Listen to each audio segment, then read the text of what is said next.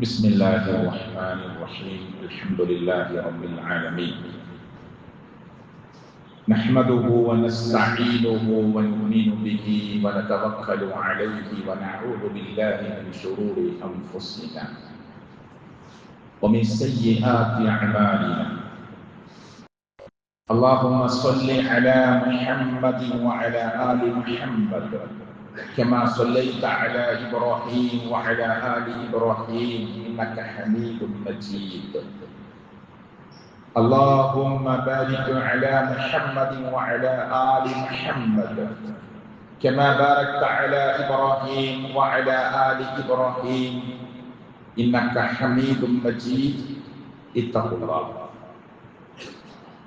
اتقوا الله حيثما كنتم أعوذ بالله من الشيطان الرجيم يا أيها الذين آمنوا اتقوا الله حق تقاته ولا تموتن إلا وأنتم مسلمون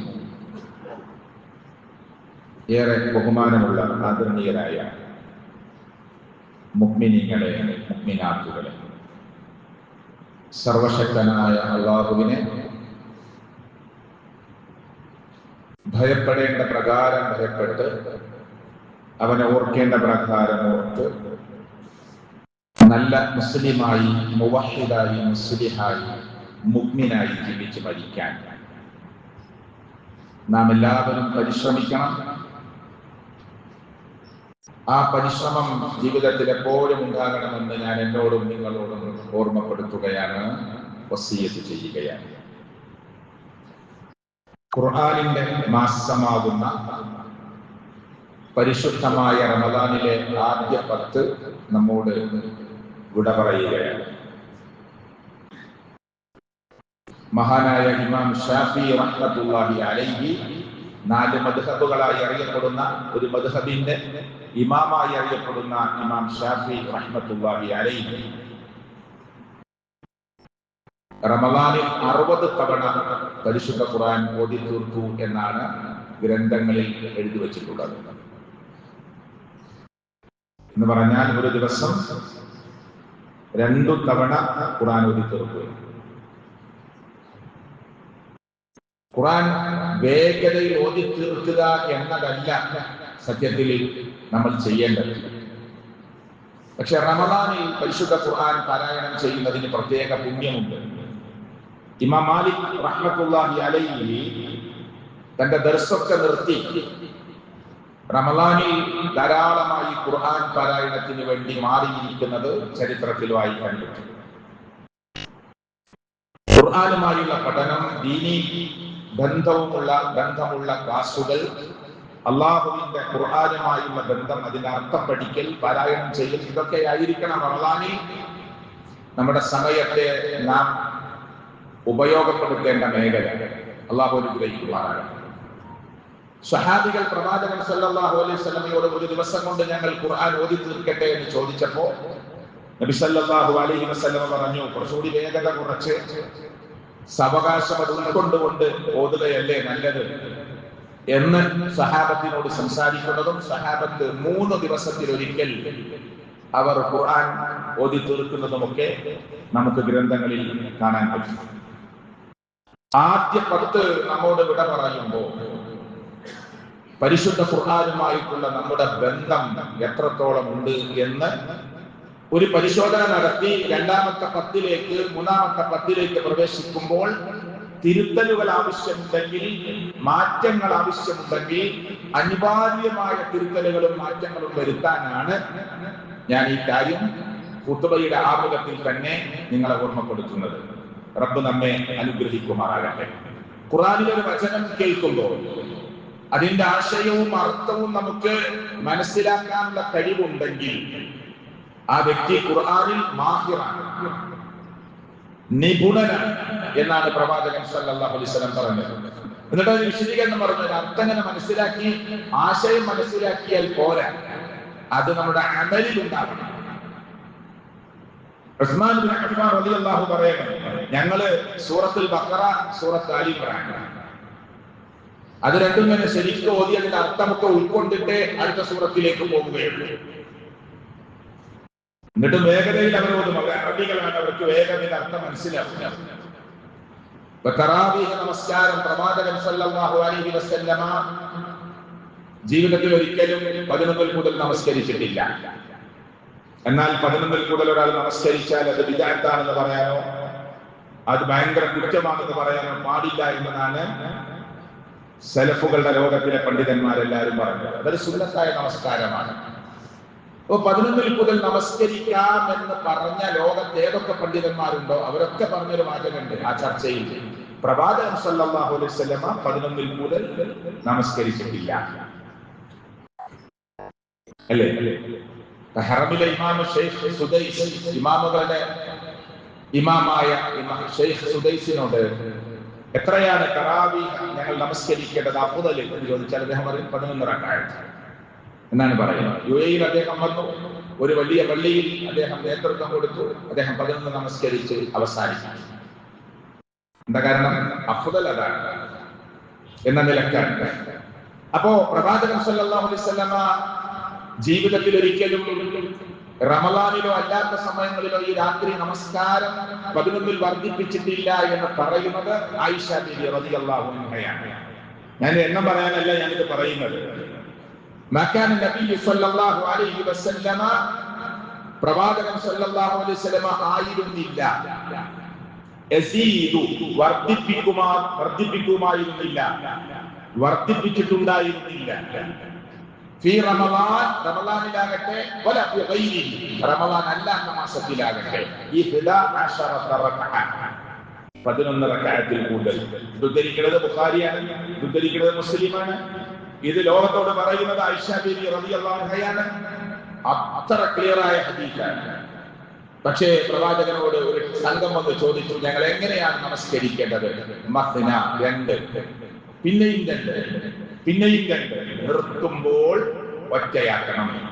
ഇതിനെ വിശദീകരിച്ച സ്ഥലത്താണ് പണ്ഡിതന്മാർ പറഞ്ഞത് പ്രവാചകൻ അങ്ങനെ കനിഷ്ഠത ഉണ്ടായിരുന്നെങ്കിൽ അവിടെ 11 എന്ന അക്കം നമ്പർ പറയണമായിരുന്നു, പറഞ്ഞിട്ടില്ല. ഇതിനൊക്കെ വെച്ചുകൊണ്ടാണ് ചില പണ്ഡിതന്മാർ അതിൽ കൂടുതൽ നമസ്കരിക്കുന്നത് തെറ്റല്ല എന്ന അഭിപ്രായത്തിലൊക്കെ എത്തിപ്പെട്ടിട്ടുള്ളത്. ഞാൻ അത് ചർച്ച ചെയ്യാനല്ല ഇത് പറഞ്ഞത്. ഒരിക്കൽ ഉസ്മാൻ ഇബ്നു അഫ്ഫാൻ റളിയല്ലാഹു അൻഹു രാത്രി നമസ്കാരം നിർവഹിച്ചത് 1 റക്അത്താണ്. എത്ര? ഉസ്മാൻ ഇബ്നു അഫ്ഫാൻ റളിയല്ലാഹു ഒരു രാത്രി നിസ്കരിച്ചത് 1 റക്അത്താണ്. എന്താ കാരണം?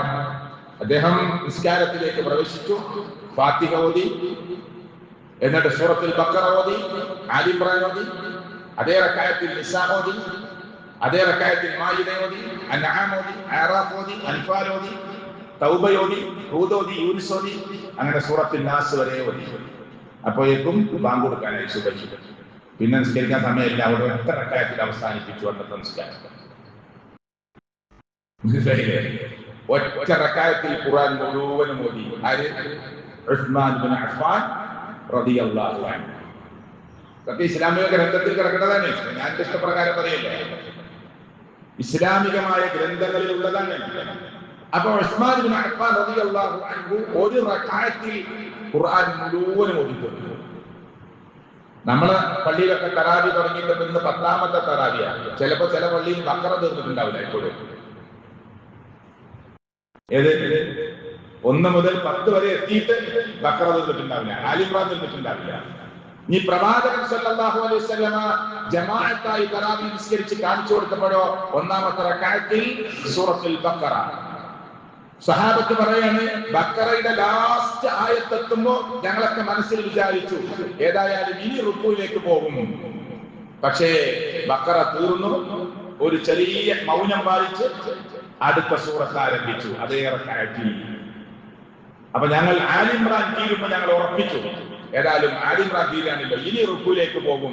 പക്ഷെ പ്രവാചകൻ നിസായിലേക്ക് കടന്നു അതേ റക്അത്തിൽ. ഇതാണ് ഇസ്ലാമിക അധ്യാപനത്തിൽ പഠിപ്പിക്കുന്നത്. അപ്പൊ തറാവീഹിന്റെ എണ്ണത്തെക്കാൾ പ്രധാനപ്പെട്ടതാണ് അതിന്റെ വണ്ണം എന്ന് പറയാനാണ് ഞാൻ ഈ സംഭവത്തെ ഉദ്ധരിച്ചിട്ടുള്ളത്. ദീർഘമായി തറാവീഹ് എന്ന പേര് തന്നെ എന്താണ്? വിശ്രമിച്ച് നിസ്കരിക്കുക എന്നാണ്. 2 റക്അത്ത് നമസ്കരിച്ചു, 2 റക്അത്ത് നമസ്കരിച്ചു, എന്നിട്ട് അല്പസമയം ഇരുന്നു. ആളുകളൊക്കെ ക്ഷീണിച്ചിട്ടുണ്ട്. നമ്മൾ 50 മിനിറ്റ്, പിന്നെ കുറെ സമയം ഇരിക്കേണ്ട ആവശ്യമില്ല. നമ്മൾ ആകെ 11 കൂടി 50 മിനിറ്റാണ്. പിന്നെ കുറെ സമയം അതിനിടയ്ക്ക് ജിമ്മും കരാട്ടൊക്കെ അറിയുന്ന ആളുകൾ 4 വട്ടം പുറത്തു പോയി വന്നിട്ടുണ്ടാവും. മുഖം കഴുകാനും ഒതെടുക്കാനും ആ പ്രായമുള്ള ആളുകളൊക്കെ അടങ്ങി. മനസ്സിലായില്ലേ? കുറച്ച് കരാട്ടെ ജിമ്മും ആ യൂത്തിന്റെ ആളുകളൊക്കെ ഒരു 4 വട്ടെങ്കിലും 50 മിനിറ്റിനുള്ളിൽ പുറത്തു പോയി വരും. കാരണം നിൽക്കാനില്ല. 50 മിനിറ്റ് പടച്ചോന്റെ മുമ്പിൽ ഒരേ സ്വപ്നിൽ അനങ്ങാതെ നിൽക്കാനുള്ള ഒരു മനസ്സ് നമുക്ക് കിട്ടിയിട്ടില്ല. ഇത് നമുക്ക് തോന്നാണ് നമ്മൾ ഒരുപാട് ത്യാഗം സഹിച്ചിട്ടുണ്ട് എന്ന്. ഏതായാലും പരിശുദ്ധ ഖുർആനിന്റെ ഈ മാസം ഖുർആനുമായിട്ടുള്ള ബന്ധത്തെ അഭേദ്യമായ ബന്ധമാക്കി മാറ്റാൻ നമ്മൾ ശ്രമിക്കേണ്ടതുണ്ട്. അള്ളാഹു സ്വീകരിക്കുമാറാകട്ടെ. ശഹ്റു റമളാനിൽ ലദീ ഉൻസില ഫീഹിൽ ഖുർആൻ ഹുദൽ ലിന്നാസ്. ഇത് ജനങ്ങൾക്ക് സന്മാർഗമായി റമളാൻ എന്ന് പറയുന്ന ഈ പുണ്യമാസത്തിൽ സർവശക്തനായ അള്ളാഹു ഖുർആൻ അവതരിപ്പിച്ചു തന്ന മാസമാണ് എന്ന് പരിശുദ്ധ ഖുർആൻ തന്നെ നമ്മുടെ മുമ്പാകെ സൂറത്ത് ബഖറയിൽ അല്ലാഹു തആല പഠിപ്പിക്കുകയാണ്. ഇനി നോക്കൂ നിങ്ങൾ, ഈ റമളാൻ മാസത്തിൽ എല്ലാ രാത്രിയും നബി സല്ലല്ലാഹു അലൈഹി വസല്ലം മുന്നിൽ ആര് വരും? ജിബ്രീൽ വരും. എല്ലാ രാത്രിയും റമളാനിലെ എല്ലാ രാത്രിയും നബിയുടെ മുന്നിൽ ജിബ്രീൽ അലൈഹി സ്വലാത്തു വസ്സലാം വരും. ഇബ്നു അബ്ബാസ് റളിയല്ലാഹു അൻഹു ഹദീസിൽ കാണാം, കാന റസൂലുള്ളാഹ്, അല്ലാഹുവിന്റെ പ്രവാചകനായിരുന്നു, അജ്വദൻ നാസ്, ജനങ്ങളുടെ കൂട്ടത്തിൽ ഏറ്റവും ഉദാരനായിരുന്നു അല്ലാഹുവിന്റെ പ്രവാചകൻ മുഹമ്മദ് മുസ്തഫ സ്വല്ലല്ലാഹു അലൈഹി വസല്ലം. വകാന അജ്വദ മാ യകൂൻ ഫീ റമളാന ഹീന യൽഖാഹു ജിബ്രീൽ. ജിബ്രീലിനെ കണ്ടുമുട്ടുമ്പോൾ പ്രവാചകൻ ഒന്നുകൂടി ഉദാരനായി മാറുമായിരുന്നു. പിന്നെ റമളാനിലെ എല്ലാ രാത്രിയും അല്ലാഹുവിന്റെ പ്രവാചകൻ സല്ലല്ലാഹു അലൈഹി വസല്ലം ജിബ്രീലിനെ കണ്ടുമുട്ടും. എന്നിട്ടോ ഫയുദാരിസുഹു, അവർ രണ്ടുപേരും മുദാറസത്ത് നടത്തുമായിരുന്നു. ഫയുദാരിസുഹുൽ ഖുർആൻ, ഖുർആൻ അങ്ങോട്ടും ഇങ്ങോട്ടും ഓതി കേൾപ്പിക്കും. ആര്? ജിബ്രീൽ അലൈഹി സ്വലാത്തു വസ്സലാം നമ്മുടെ തങ്ങളായ മുഹമ്മദ് മുസ്തഫ സ്വല്ലല്ലാഹു അലൈഹി വസല്ലമ. റമളാനിലെ എല്ലാ രാത്രിയും ജിബ്രീൽ വരികയും ജിബ്രീലിന്റെ മുമ്പിൽ ഖുർആൻ പ്രവാചകൻ അങ്ങോട്ടും ഇങ്ങോട്ടും ഓതി കേൾപ്പിക്കുകയും ചെയ്യുമായിരുന്നു എന്ന് സ്വഹീഹായ ഹദീസിൽ ഇബ്നു അബ്ബാസ് റളിയല്ലാഹു അൻഹു ആണ് ഉദ്ധരിക്കുന്നത്. അപ്പോ ഖുർആനിന്റെ ആ പവിത്രതയും അതിന്റെ മഹത്വവും നമുക്ക് മനസ്സിലാകാൻ വേണ്ടിയാണ് ഞാൻ ഈ കാര്യം പറഞ്ഞിട്ടുള്ളത്. നമുക്കെങ്കിലും ഉറപ്പുണ്ടാകണം, ഈ ഖുർആൻ അല്ലാഹുവിന്റെ കലാമാണ്. ആരും പരിഹസിക്കട്ടെ, ആരും ആക്ഷേപിക്കട്ടെ, ആരും അധിക്ഷേപിച്ച് വർത്തമാനം പറയട്ടെ, നമുക്ക് അവരോട് വിരോധമില്ല. തിരുത്തി കൊടുക്കാനാണ് നാം ശ്രമിക്കേണ്ടത്. നല്ല രൂപത്തിൽ, ഏറ്റവും നല്ല ഭാഷയിൽ അവരെ തിരുത്തി കൊടുക്കാനാണ്. അറിവില്ലായ്മ കൊണ്ടാണ് ഈ ആക്ഷേപത്തിന്റെയും കളിയാക്കലിന്റെയും വർത്തമാനങ്ങൾ അവർ പറയുന്നത്. പക്ഷേ നമ്മുടെ ഹൃദയത്തിൽ ഉറപ്പുണ്ടാകണം. ഞാൻ എന്റെ കയ്യിൽ പിടിച്ചിരിക്കുന്ന ഈ മുസഹഫ് എന്ന് പറയുന്ന 2 ചട്ടകൾക്കുള്ളിൽ അല്ലാഹുവിന്റെ കലാമായി വെച്ചിരിക്കുന്ന ഈ പടച്ചവന്റെ വർത്തമാനം അത് റബ്ബിന്റെ പക്കൽ നിന്നുള്ള അല്ലാഹുവിന്റെ സൃഷ്ടിയല്ല, അല്ലാഹുവിന്റെ സംസാരമാണ് എന്ന ഉറപ്പ് നമുക്കുണ്ടാകണം. അപ്പോഴാണ് ആ ഖുർആന് നമ്മുടെ ജീവിതത്തിലേക്ക് വരിക. ഖുർആൻ ശരിക്കും ഓതി തീർക്കാൻ മാത്രമുള്ള ഗ്രന്ഥമല്ല. പക്ഷെ അങ്ങനെ ഒരു ഗ്രന്ഥം ലോകത്ത് ഖുർആൻ മാത്രമേ ഉള്ളൂ. ഹദീസ് ബുഖാരിയുടെ ഈ അലമാരയിലുണ്ട്. അതൊരാളെടുത്ത് ഇങ്ങനെ വായിച്ചു, അയാൾക്ക് ആശയം അറിയില്ല, അർത്ഥം അറിയില്ല, വെറുതെ ഹദീസ് എടുത്ത് വായിച്ചു, ഒരു കൂലിയും കിട്ടില്ല. എന്നാൽ ഖുർആൻ എടുത്ത് ഒരാൾ വായിച്ചു, അർത്ഥം അറിയില്ലെങ്കിലും അല്ല പാരായണത്തിൽ കൂലിയുണ്ട്. അങ്ങനെ ഒരു ഗ്രന്ഥം ലോകത്ത് ഖുർആൻ മാത്രമേ ഉള്ളൂ. പക്ഷെ ഖുർആൻ വെറുതെ ഇങ്ങനെ പാരായണം ചെയ്ത് തീർക്കാനുള്ള ഗ്രന്ഥമല്ല. അത് മനസ്സിലാക്കാനും അത് ഉൾക്കൊള്ളാനും അത് അമല് ചെയ്യാനുമുള്ള മുസ്ലിമിനുള്ള ജീവിത രേഖയാണ് അല്ലാഹുവിന്റെ ഖുർആൻ. ഈ ഖുർആൻ അല്ലാഹു തആല മനുഷ്യലോകത്തിന്റെ മുന്നിലേക്ക് മുത്തുനബിക്ക് കൊടുത്ത മുഅ്ജിസത്ത് കൂടിയാണ്. ഖുർആൻ പ്രഖ്യാപിച്ചില്ലേ, മനുഷ്യനും ജിന്നും ഒരുമിച്ചു ചേർന്നാലും എന്തിന്, ഇതുപോലെയുള്ള ഒരു ഖുർആൻ കൊണ്ടുവരാൻ മനുഷ്യരും ജിന്നുവർഗവും ഒരുമിച്ചു കൂടിയാലും അവർക്ക് ഇതുപോലെയുള്ളതൊന്നും കൊണ്ടുവരാൻ കഴിയുകയില്ല. അത് അള്ളാന്റെ വെല്ലുവിളിയാണ്. അതുകൊണ്ടാണ് മുത്തുനബി ഈ ആയത്ത് ഓതി കൊടുത്തപ്പോ അവര് ഒന്ന് മീറ്റിംഗ് മുശ്രിക്കുകളായ ആളുകൾ, ഒരു നന്നായിട്ട് കവിത അറിയുന്ന ആളുകളാണ്. കവിത എഴുതി പ്രത്യേകമായ ആ ഒരു സ്ഥലങ്ങളിൽ തൂക്കിയിട്ട് ആളുകളെ പുതിയ കവിത അറിയിക്കുന്ന ആളുകളാണ്, സാഹിത്യത്തിന്റെ രാജാക്കന്മാരാണ് അവര്. ഖുർആനിലെ അൽ ഖാരിഅ മൽ ഖാരിഅ വമാ അദ്റാക മൽ ഖാരിഅ അൽ ഫീൽ മൽ ഫീൽ വമാ അദ്റാക മൽ ഫീൽ ഇങ്ങനെ എഴുതി തുടങ്ങി. എന്നിട്ട് അവരെന്നെ പറഞ്ഞു, ഇതൊന്നും അതിനോട് ഒരിക്കലും യോജിക്കില്ല, കീറിയിട്ട് അവരെന്നെ ചവറ്റുകൊട്ടയിലേക്ക് എറിഞ്ഞു. ആരും എതിർക്കാനൊന്നും പോയിട്ടില്ല, എഴുതിണ്ടാക്കിയവരെന്നെ കീറിക്കളഞ്ഞു. കുറെ ശ്രമിച്ചിരുന്നു അവർ ഖുർആനിന്റെ അതേ പ്രാസമൊപ്പിച്ച് സൂറത്തുകളൊക്കെ ഉണ്ടാക്കാൻ നോക്കി. അവരെന്നെ പറഞ്ഞു, ഇതൊന്നും ഒരിക്കലും അതിനോട് യോജിക്കൂല, മോശാണ്, ഇത് പ്രദർശിപ്പിക്കാൻ പറ്റൂല. അവരെന്നെ കീറിക്കളയാ. അതല്ല പറഞ്ഞത്, ലാ യഖ്തൂന ബിമിസ്ലിഹി വലൗ കാന ബഅദുഹും ലിബഅദിൻ വഹീറാ. ഈ രണ്ട് വർഗത്തിൽപ്പെട്ട മനുഷ്യരിൽപ്പെട്ടവരാകട്ടെ ജിന്നു വർഗത്തിൽപ്പെട്ടവരാകട്ടെ, നിങ്ങൾ പരസ്പരം ബാഹ്യമായ നിലയിൽ തന്നെ അങ്ങോട്ടും ഇങ്ങോട്ടും സഹായിച്ചാലും നിങ്ങൾക്ക് ഇത് കൊണ്ടുവരാൻ കഴിയില്ല. അത്ര ഉറപ്പുള്ള ഒരു ഗ്രന്ഥമാണ് അള്ളാഹുവിന്റെ കലാമായ ഖുർആൻ. ഇനി നമുക്ക് ആ ഖുർആനിനോട് ഒരു ഇഷ്ടം കുറവുണ്ടോ? നമുക്കത് ഓതാനും പഠിക്കാനും വായിക്കാനും ചിന്തിക്കാനും സമയല്ലേ? ലോകം അവസാനിക്കുന്നത് വരെ ലോകത്തിന്റെ രക്ഷിതാവായ റബ്ബി ഖുർആനിനെ ഇവിടെ സുരക്ഷിതമായി നിർത്തും. ആര് കത്തിച്ചു കളഞ്ഞാലും, ആര് ചുട്ട് ചാമ്പലാക്കാൻ തീരുമാനിച്ചാലും, നാളെ പുലർച്ചെ ലോകത്ത് പ്രിന്റിംഗ് എന്ന സംവിധാനം ലോകത്തുണ്ടെങ്കിൽ 10,000ങ്ങളുടെ ഹൃദയത്തിൽ നിന്ന്, 10,000ങ്ങളുടെ കൽബുകളിൽ നിന്ന് ഖുർആനിന്റെ വചനാമൃതങ്ങൾ ഒരു മാറ്റവുമില്ലാതെ അത് മൊഴിമുത്തുകളായി പുറത്തേക്ക് വരും. അതാണ് സംരക്ഷിക്കുന്നതാണ്. തൃശ്ശൂർ ജില്ലയിൽ എത്ര ഹാഫിളുകളുണ്ട്? ഞാൻ കുറച്ചൊരു ചെറിയ സ്ഥാപനം നടത്തുന്നുണ്ട്, ഹിഫ്ള് കോളേജ്, വേറെ സ്ഥാപനമുണ്ട്. പക്ഷേ അതിൽ നിന്ന് 76 കുട്ടികൾ ഹാഫിളായിട്ട് ഇറങ്ങി. അൽഹംദുലില്ലാഹ്, അല്ലാഹു കബൂലാക്കുമാറാകട്ടെ. അതിലൊരു കുട്ടി സൗദി അറേബ്യയിൽ പോയി മത്സരത്തിൽ പങ്കെടുത്ത് വേൾഡിൽ 1ാം സ്ഥാനം നേടി. 12-13 വയസ്സുള്ള കുട്ടി. എവിടെന്ന് ചോദിച്ചാലും പറയുകയാണ്, ലാസ്റ്റത്തെ വരി ആയത്തോതിയാൽ അതിന്റെ മുകളിലത്തെ ആയത്തോടാൻ പറ്റണം. അത്ര ക്ലിയറായി അതിങ്ങനെ അങ്ങോട്ടും ഇങ്ങോട്ടും റിപ്പീറ്റ് ചെയ്ത് അങ്ങനെ ഖുർആൻ ഹൃദയത്തിൽ നിൽക്കുന്നത് പോലെ ലോകത്തിൽ ഒരു ഗ്രന്ഥവും നിൽക്കൂല. അത് അള്ളാന്റെ പ്രത്യേകതയാണ്, അള്ളാന്റെ കലാമിന്റെ പ്രത്യേകതയാണ്. ഇപ്പൊ ലോകത്ത് മുസ്ലിങ്ങളല്ല കൂടുതൽ, ക്രിസ്ത്യാനികളാണ്. നിങ്ങൾ ഒരാളെ പേര് പറയും, ഒന്ന് സെർച്ച് ചെയ്യും, എല്ലാം സെർച്ച് ചെയ്യാനുള്ള സംവിധാനം ഉണ്ടല്ലോ. ബൈബിളിന്റെ ആദ്യ വചനം മുതൽ, മാറ്റങ്ങളുള്ള ബൈബിളുകൾ കുറെ ഉണ്ട്, നിൽക്കട്ടെ ഏതെങ്കിലും ഒരു ബൈബിൾ, ആ ബൈബിളിന്റെ ആദ്യ വചനം മുതൽ അവസാന വചനം വരെ തെറ്റുകൂടാതെ ഉറപ്പിച്ചു ചൊല്ലിത്തരാമെന്ന് പറയാൻ പറ്റുന്ന ഒരാളുടെ പേര് നിങ്ങൾ സെർച്ച് ചെയ്ത് നോക്കി. എന്താ കിട്ടാത്തത്? എന്തുകൊണ്ടാണ് കിട്ടാത്തത്? ഏതെങ്കിലും ഒരു ക്രൈസ്തവ സഭകളുടെ സദസ്സില് ബൈബിൾ കാണാതെ പഠിച്ച അച്ഛനാണ് ഇരിക്കുന്നത് നിങ്ങൾ കേട്ടിട്ടുണ്ടോ? ഉണ്ടാവാറേയില്ല. ഈ ഖുർആൻ അല്ലാഹുവിന്റെ കലാമാണ്.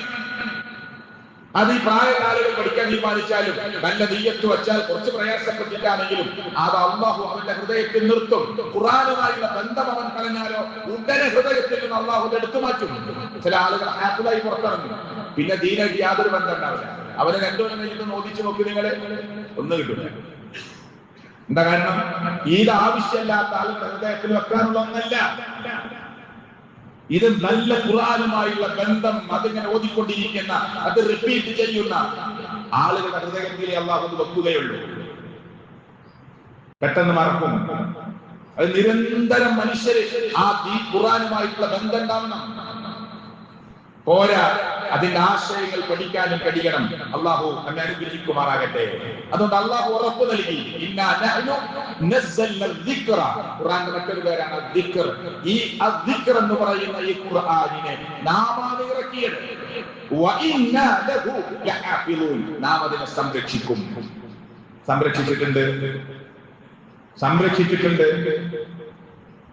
13 കുട്ടികൾ, 40ഓളം കുട്ടികൾ ഹാഫിളായി നമ്മുടെ കോളേജിൽ നിന്ന് പുറത്തിറങ്ങിയപ്പോൾ, ജാമിയയുടെ കുട്ടികൾ പുറത്തിറങ്ങി, അവർക്ക് സർട്ടിഫിക്കറ്റ് കൊടുത്തു ഏതാനും ദിവസങ്ങൾക്ക് മുമ്പ്. നിങ്ങളൊക്കെ കണ്ടിട്ടുണ്ടാവും.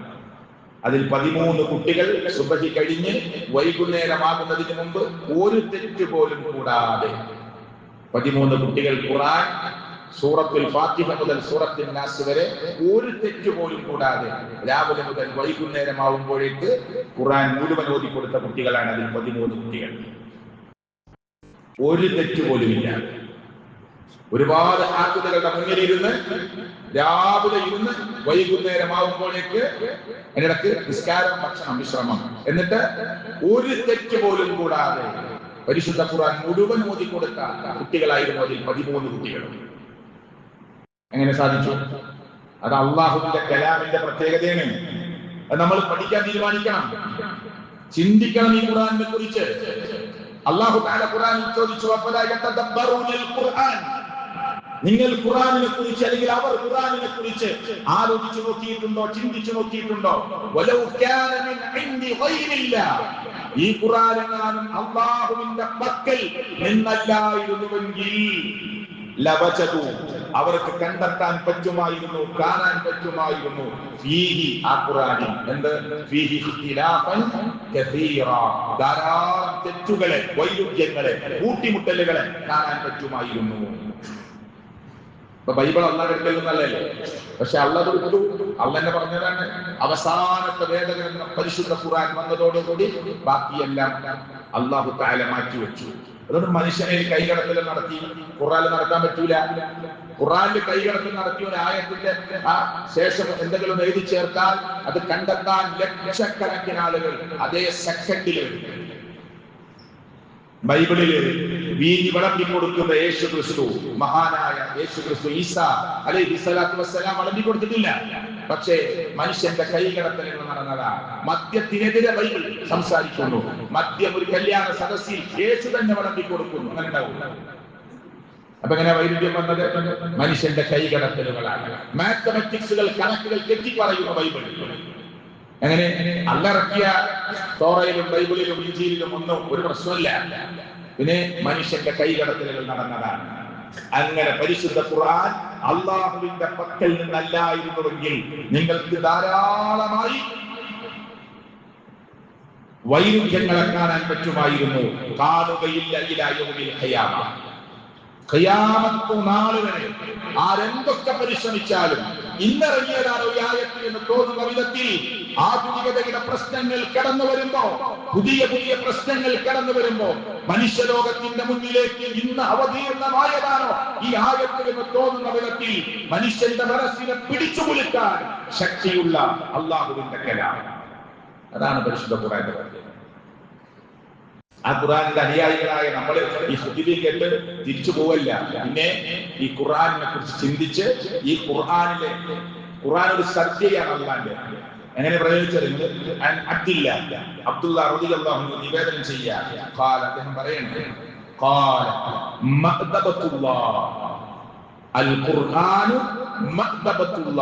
ഖുർആൻ എന്നത് അല്ലാഹുവിന്റെ സദ്യയാണ്. എന്നിട്ടോ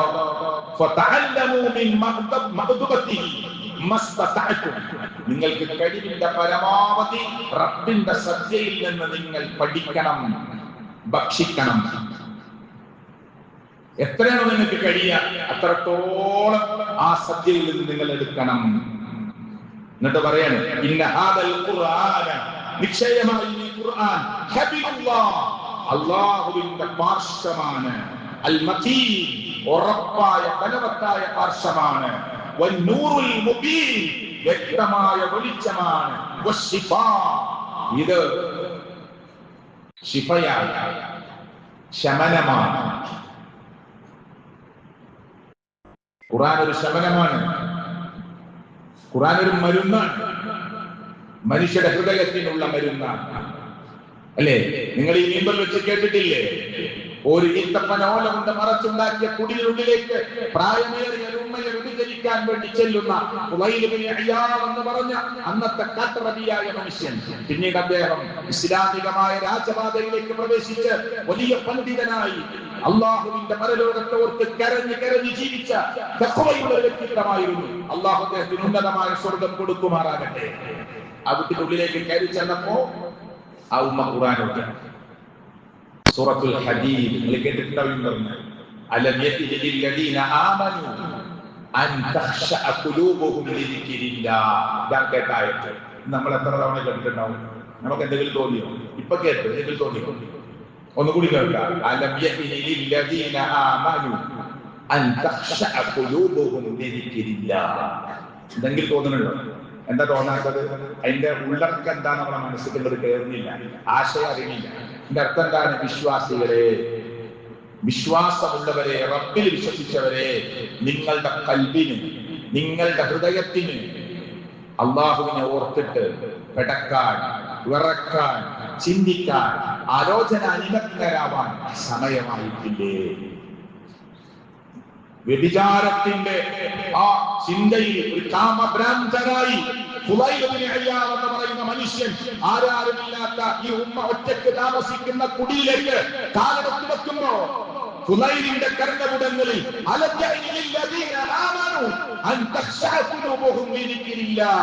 മനുഷ്യ, നിനക്ക് പടച്ചവനെ ഓർത്തിട്ട് നിന്റെ കൽബ് വിറക്കാൻ, പേടിക്കാൻ സമയമായിട്ടില്ലേ? ഈ ചെവിയിലൊക്കെ കൊണ്ട് കയറി ഖുർആന്റെ ആയത്ത് ഇറങ്ങി ഓടി ഫുളൈൽ സ്വന്തം മുറ്റത്ത് വെച്ചിട്ട് വിരലുകൾ ഉയർത്തി പിടിച്ചിട്ട് പറഞ്ഞു, ആ ഉമ്മാന്റെ വാക്കല്ലത്, അതോദിത്തരാനാണ് മുഹമ്മദ് മുസ്തഫ സല്ലല്ലാഹു അലൈഹി വസല്ലം വന്നതെങ്കിൽ ഞാനിത് അവിശ്വസിക്കുന്നു. അശ്ഹദു അല്ലാ ഇലാഹ ഇല്ലല്ലാഹ് വഅശ്ഹദു അന്ന മുഹമ്മദൻ റസൂലുള്ളാഹ്. ഫുളൈൽ ഇസ്ലാമിന്റെ രാജപാതയിലേക്ക് പ്രവേശിച്ചു. എന്നെ കാണുന്നവരൊക്കെ പറയുന്നു, നിങ്ങൾ സമയം വേസ്റ്റാക്കരുത്.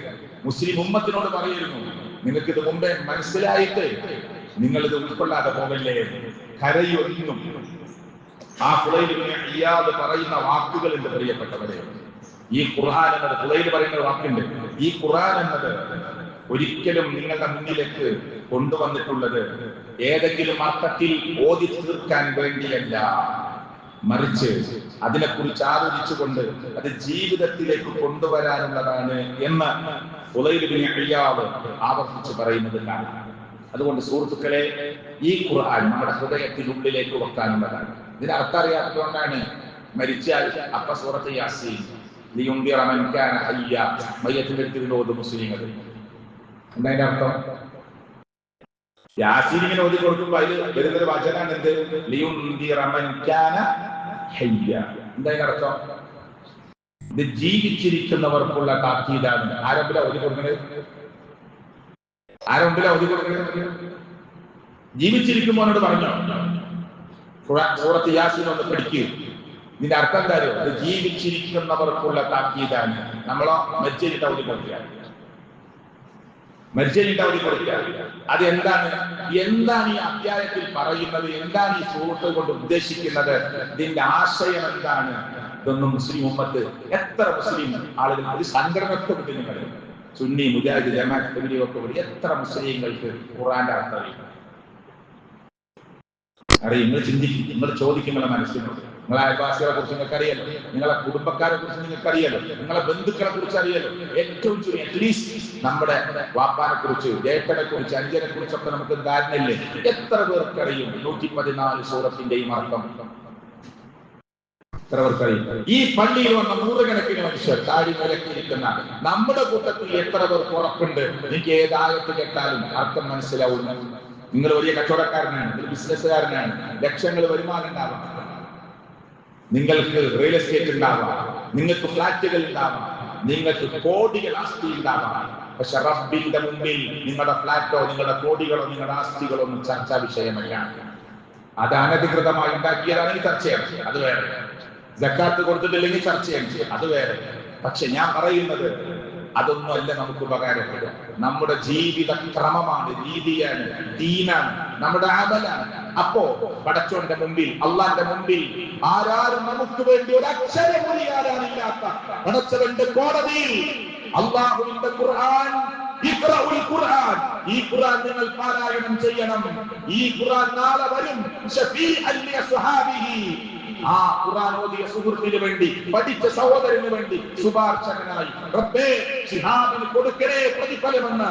നാളെ ഖുർആനിന്റെ ശുപാർശ പരലോകത്ത് വരാൻ, അതിന്റെ അജ്റിന്റെ പ്രതിഫലം, അതിന്റെ ആ പ്രതിഫലത്തിന്റെ ശുപാർശ വരാൻ എത്ര പേർക്ക് ചാൻസ് ഉണ്ടാകും? എത്ര പേർക്ക് ചാൻസ് ഉണ്ടാവും? ആർക്ക് വേണ്ടി നമ്മൾ ഓടുന്നത്? മക്കൾക്ക് വേണ്ടി, കുടുംബത്തിന് വേണ്ടി.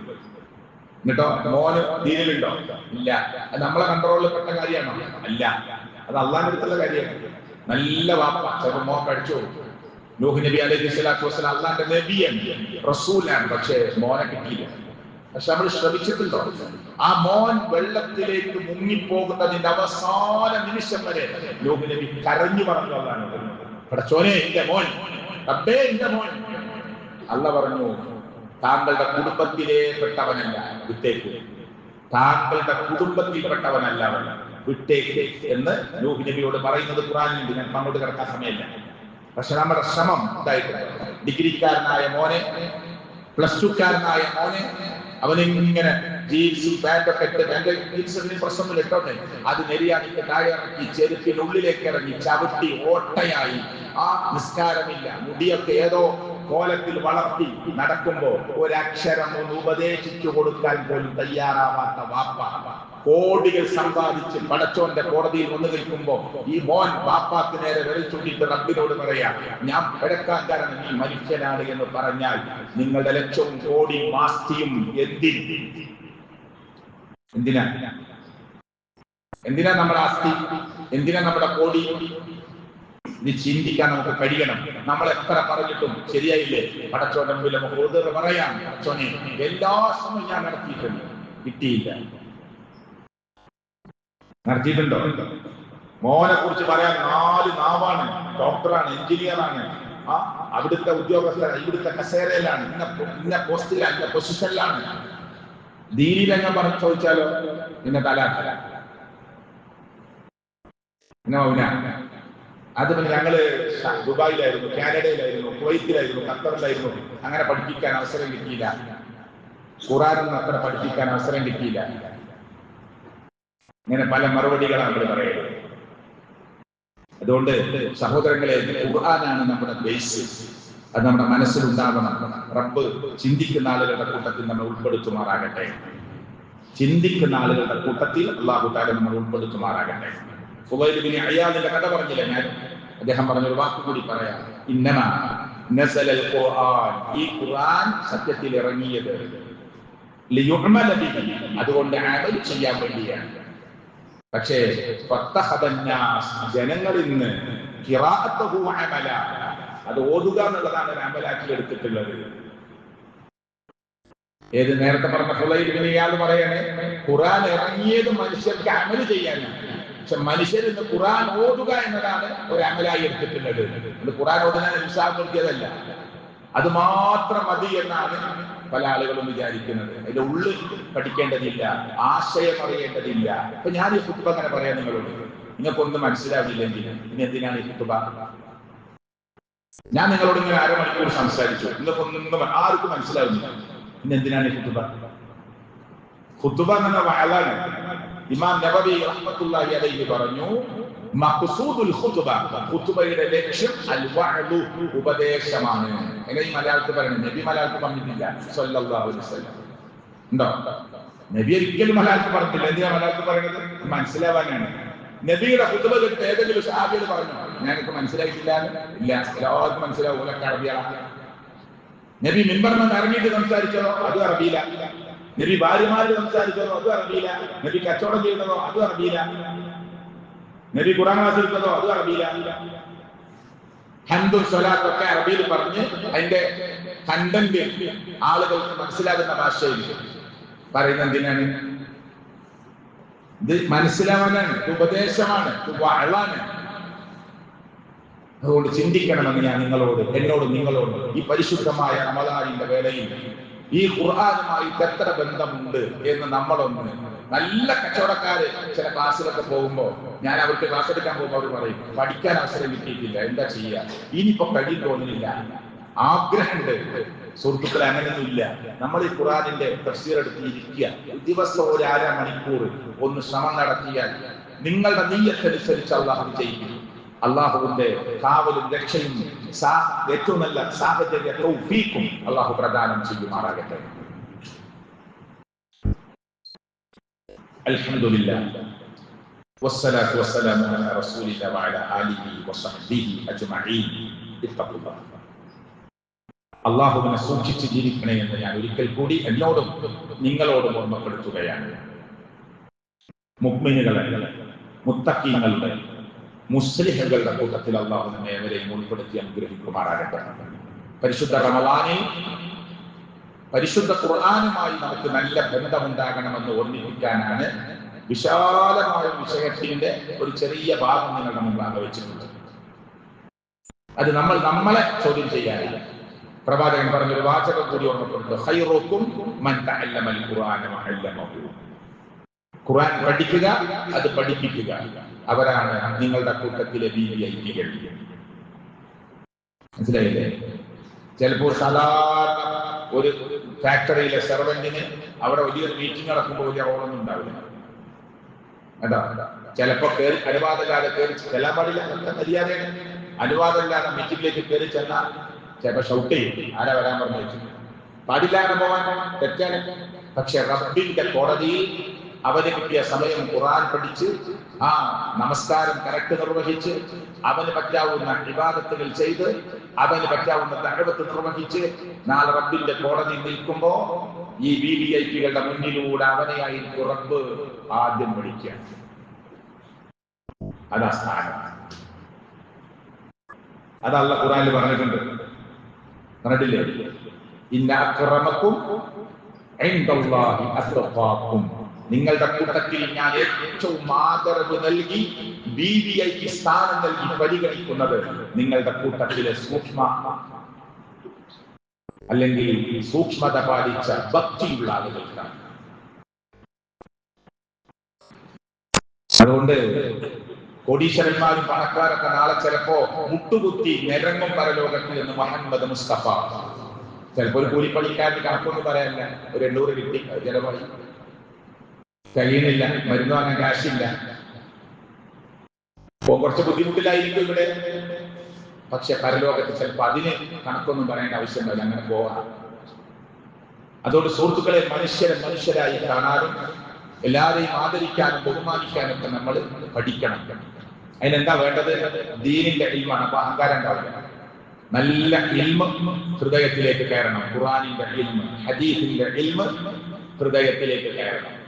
അപ്പൊ പ്രവാചകൻ കറുകറുത്ത ബിലാലിനെ ചേർത്ത് പിടിച്ചതുപോലെ, നീഗ്രോ വംശജനായ ബിലാലിനെ ആദ്യം ബാങ്ക് കൊടുക്കാൻ പരിഗണിച്ചതുപോലെ, സൽമാനുൽ ഫാരിസ് റളിയല്ലാഹു അൻഹുവിനെയും ബിലാലിനെയും റളിയല്ലാഹു അൻഹുവിനെയും ഒരേ പാത്രത്തിൽ നിന്ന് മുത്ത് നബിയുടെ കൂടെ ഭക്ഷണം കഴിപ്പിക്കാൻ കൈകൾ തട്ടി ഉരസി അവർ ഭക്ഷണം കഴിച്ചത് ആദർശവും ദീനും ഇൽമും പഠിച്ചതുകൊണ്ടാണ്. ആ അർത്ഥത്തിൽ നല്ല മനുഷ്യനാവാൻ നമുക്ക് കഴിയണം. അല്ലാഹു തൗഫീഖ് നൽകുമാറാകട്ടെ. നോമ്പ് പറ്റുമെങ്കിൽ ഒരാളെ തുറപ്പിക്കുക, അവ 2 നോമ്പിട്ടു, രണ്ടാളെ തുറപ്പിക്കുക, 3 നോമ്പിട്ടു. റസൂൽ സല്ലല്ലാഹു അലൈഹി വസല്ലം പറഞ്ഞു, നിങ്ങൾ ഒരാളെ നോമ്പ് തുറപ്പിക്കുമ്പോ ആ നോമ്പ് തുറക്കാൻ എത്തിയ മനുഷ്യന്റെ കൂലി അയാൾക്ക് കുറയാതെ, അയാൾക്ക് 100 കൂലി കൊടുക്കാനുള്ള തീരുമാനിച്ചതെങ്കിൽ ആ 100 അയാൾക്ക് കൊടുത്ത് ഒരു അതേ പ്രതിഫലം നിങ്ങൾക്ക് കൂടി തരുമെന്ന് പ്രവാചകൻ മുഹമ്മദ് മുസ്തഫ സല്ലല്ലാഹു അലൈഹി വസല്ലം. നമ്മുടെ മെഡിക്കൽ കോളേജിന്റെ അവിടെ എത്രയോ മനുഷ്യര് രോഗികളുടെ കൂടെ നിൽക്കുന്നവർ, നിരാലംബരായവർ, അവശത അനുഭവിക്കുന്നവർ എത്രയോ മനുഷ്യരുണ്ട്. വർഷങ്ങളായി നമ്മുടെ ഈ പള്ളിയുടെ നേതൃത്വത്തിൽ റമളാനിന്റെ സമയത്ത് അവർക്ക് തുറക്കാനുള്ളത്, അവർക്ക് അത്താഴം കഴിക്കാനുള്ളത് ഇവിടുന്ന് എത്തിച്ചുകൊണ്ടേയിരിക്കും. അള്ളാഹു സ്വീകരിക്കുമാറാകട്ടെ. അതിൽ പങ്കാളികളാകാൻ ആഗ്രഹിക്കുന്നവർ ഒരു 9,500 രൂപ നൽകി നിങ്ങൾക്കും ആ നോമ്പ് തുറപ്പിക്കലിലും അത്താഴത്തിലും പങ്കാളികളാവാം. അള്ളാഹു സ്വീകരിക്കുമാറാകട്ടെ. അന്വേഷിച്ചാൽ മതി ആരെക്കാൾ എടുക്കേണ്ടത്. കമ്മിറ്റിയുമായി ബന്ധപ്പെട്ട് ചോദിച്ചറിഞ്ഞ് ഈ പുണ്യകർമ്മത്തിൽ നിങ്ങൾക്കും പങ്കാളികളാവാം. അള്ളാഹു സ്വീകരിക്കുമാറാകട്ടെ. ഇന്നത്തെ കലക്ഷൻ എടക്കരയിലെ സ്ഥാപനത്തിന് വേണ്ടിയാണ്. മിമ്പറിൽ വെച്ച് പറയുന്നത് അതിന്റെ പ്രാധാന്യം മനസ്സിലാക്കാനാണ്. 14 വർഷമായി നമ്മൾ ഏറ്റെടുത്തിരിക്കുന്ന 116ഓളം സുഖമില്ലാത്ത കുട്ടികൾ വന്ന് കണ്ടവരുണ്ട്, അതിനെക്കുറിച്ച് കേട്ടറിഞ്ഞവരുണ്ട് ഈ സദസ്സിൽ. അതുകൊണ്ട് സുഹൃത്തുക്കളെ, ഓട്ടിസം ബാധിച്ച മെന്റലി റിട്ടാർഡായ 2 കുട്ടികൾ, കണ്ണു കാണാത്ത കുറെ കുട്ടികൾക്ക് ബുദ്ധിയുണ്ട് പക്ഷെ നടക്കാൻ കഴിയാത്ത ഈ കുട്ടികളെ നമ്മൾ ഏറ്റെടുത്ത് 14 വർഷമായി അവരെ കൊണ്ടുവരും. രാവിലെ മഗ്‌രിബോടുകൂടി വീട്ടിലേക്ക് തിരിച്ചെത്തിക്കും.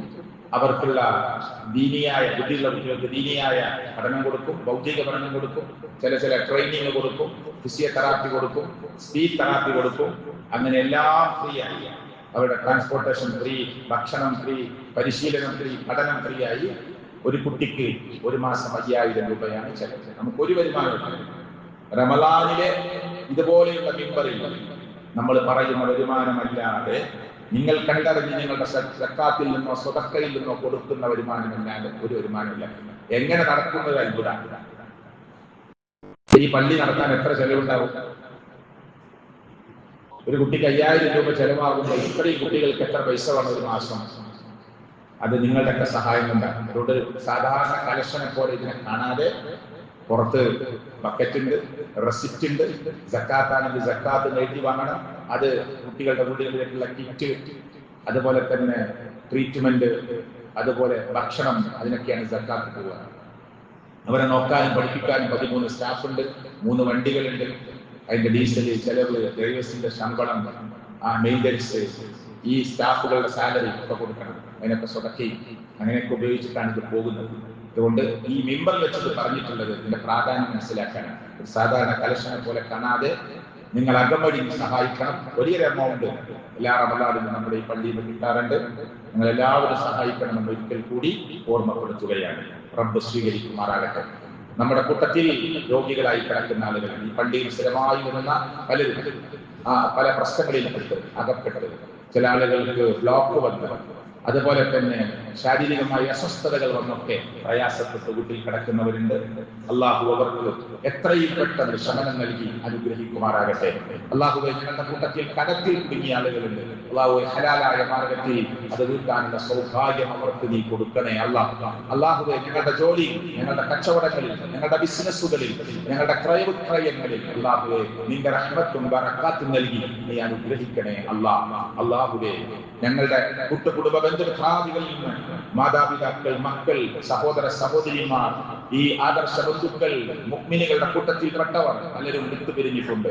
മഗ്ഫിറത്ത് കൊടുക്കണേ മർഹമത്ത് കൊടുക്കണേ അവരുടെ ഖബറിടങ്ങളെ നീ വിശാലമാക്കി കൊടുക്കണേ അല്ലാഹുവേ, ലോകത്തിന്റെ നാനാഭാഗത്ത് മുസ്ലിമായതിന്റെ പേരിൽ മാത്രം വേദന അനുഭവിക്കുന്ന ആളുകളുണ്ട്. ഈ റമദാനിന്റെ മാസത്തിൽ പോലും ഫലസ്തീനിലെ മക്കളുടെ നിലവിളി ഞങ്ങൾ കേൾക്കുന്നു.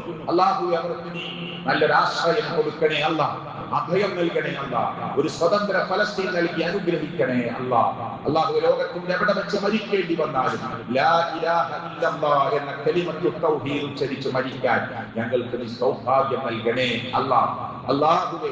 അമ്പിയാക്കന്മാർ, ഔലിയാക്കന്മാർ, സിദ്ദീഖുകൾ, ശുഹദാക്കൾ പ്രവേശിക്കുന്ന സ്വർഗ്ഗത്തിൽ ഞങ്ങളെ നീ പ്രവേശിപ്പിക്കണേ അല്ലാഹുവേ. ജീവിതത്തിന്റെ നാനാതുറകളിൽ ഏതേത് പ്രതിസന്ധി ഘട്ടങ്ങളിലും നിന്നെ സൂക്ഷിച്ചുകൊണ്ട്, നിന്നെ മറക്കാതെ തഖ്വയിൽ അധിഷ്ഠിതമായ ജീവിതം നയിക്കാൻ ഞങ്ങൾക്ക് നീ തൗഫീഖ് നൽകണേ അല്ലാഹുമ്മ ഗഫിർ ലിൽ മുഅ്മിനീന വൽ മുഅ്മിനാത്ത് വൽ മുസ്ലിമീന വൽ മുസ്ലിമാത്ത് അല്ലാഹുമ്മ ഗഫിർ ലിൽ മുഅ്മിനീന വൽ മുഅ്മിനാത്ത് والمسلمين والمسلمات ربنا تقبل منا إنك أنت السميع العليم ربنا تقبل منا إنك أنت السميع العليم اللهم خلص قلوبنا من الرياء اللهم خلص قلوبنا من النفاق اللهم خلص قلوبنا من الشرك والكفر آمين آمين برحمتك يا أرحم الراحمين.